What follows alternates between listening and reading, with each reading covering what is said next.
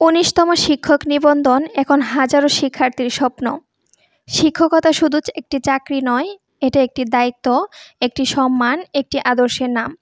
আর সেই সম্মানজনক পেশায় প্রবেশের সবচেয়ে বড় দরজা হলো শিক্ষক নিবন্ধন পরীক্ষা। এই পরীক্ষার মাধ্যমে সরকারি, বেসরকারি স্কুল, কলেজ এবং মাদ্রাসায় শিক্ষক হওয়ার সুযোগ তৈরি হয়।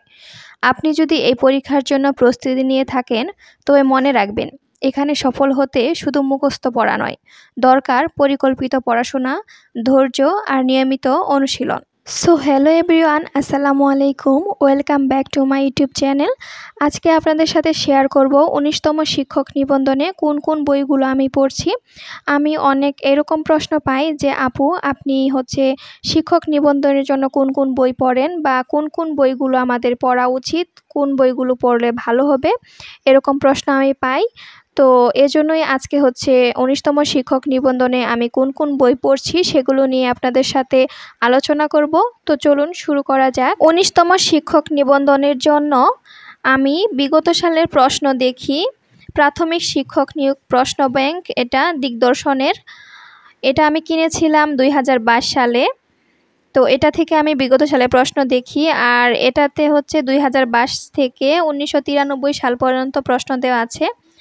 আরেকটা বই গাজী মিজানুর রহমান স্যারের বই, শিক্ষক নিবন্ধন অ্যানালাইসিস। এখানে কলেজ পর্যায়ে, স্কুল পর্যায়ে এবং স্কুল পর্যায়ে 2 এর প্রশ্ন দেওয়া আছে। খুব সাজানো গোছানোভাবে প্রিপারেশন নেওয়া যাবে, এভাবেই দিয়েছেন স্যার। আরেকটা বই জব সলিউশন। এই বইটার কথা আর কি বলবো।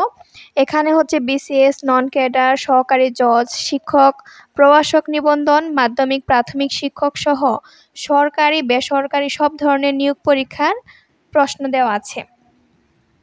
আর আরেকটা বই আমি বিসিএস এর জন্য কিনেছিলাম, যে প্রশ্ন অ্যানালাইসিস করি। এটা থেকে আমি প্রিসেপ্টরসের বিসিএস প্রিলিমিনারি ডাইজেস্ট, এটা থেকে আমি বিগত সালের প্রশ্নগুলা অ্যানালাইসিস করি। আর এখানে 10ম থেকে 46 পর্যন্ত বিসিএস এর প্রশ্নগুলো দেওয়া আছে। ১৯তম শিক্ষক নিবন্ধন প্রস্তুতি গুছিয়ে নেওয়ার জন্য প্রথমেই সিলেবাস ভালোভাবে বুঝে নিতে হবে। কোন বিষয় থেকে কত নাম্বার আসবে তা ভালোভাবে দেখে নিতে হবে।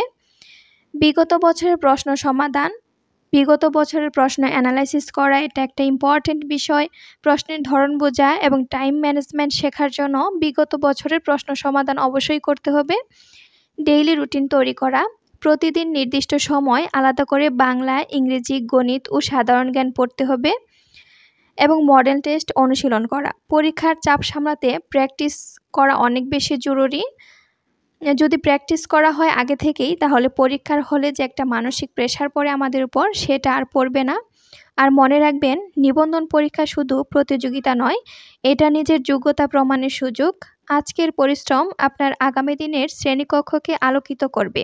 আমি যেভাবে জব সলিউশন পড়ি, সেটা হলো এলোমেলো না পড়ে টপিক ভিত্তিক পড়ি। যেসব প্রশ্ন রিপিট হয় সেগুলো আলাদা খাতায় লিখে রাখি, আর যেগুলো ভুল উত্তর লিখি, মানে যেগুলো আমার ভুল হয়, সেগুলো আমি লাল কালি দিয়ে মার্ক করে রাখি, যেন পরবর্তীতে আমার আর ভুল না হয়। প্রতিদিন অন্তত আমি কম হলেও 20 থেকে 30টা প্রশ্ন প্র্যাকটিস করি আর মডেল টেস্ট দিই। টাইম বেঁধে পরীক্ষা দিলে আসলে এক্সামের মতো প্র্যাকটিস হয়। রিভিশন ছাড়া আসলে কিছুই কাজে আসে না। তাই প্রতিদিন আমি নতুন পড়ার আগে আগের পড়াটা রিভিশন দিয়ে নিই। মনে রাখবেন, শুধু প্রশ্ন মুখস্থ করলেই হবে না, সঠিক কৌশলেই জব সলিউশন পড়তে হবে।